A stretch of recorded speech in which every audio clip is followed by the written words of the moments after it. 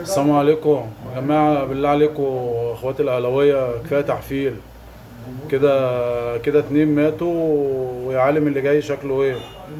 معلش يا جدعان، تعالوا على نفسيكم كده حبة وإنا لله وإنا إليه راجعون. البقاء لله في الناس اللي ماتت ديت.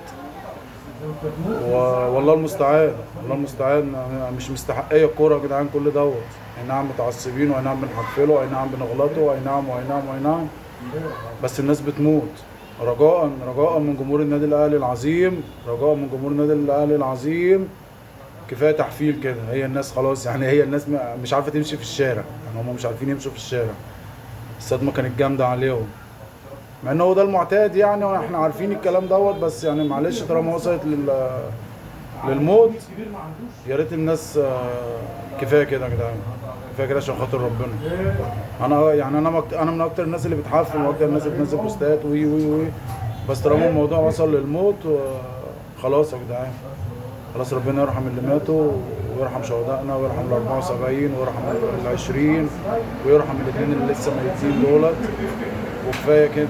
اي نعم احنا الغلطه مش عندنا، مجلس ادارتهم ما بيفهمش.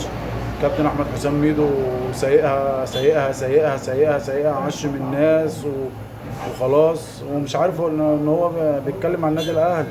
معلش اصل هو تربيه زرايب من صغره، فاكرينه طبعا بتاع البرازيليه والهنديه يعني. ملوش عايز الكلام. ان الله وانا اليه راجعون. يا جماعه بالله عليكم بلاش تحفيل، كفايه كده الناس بتموت.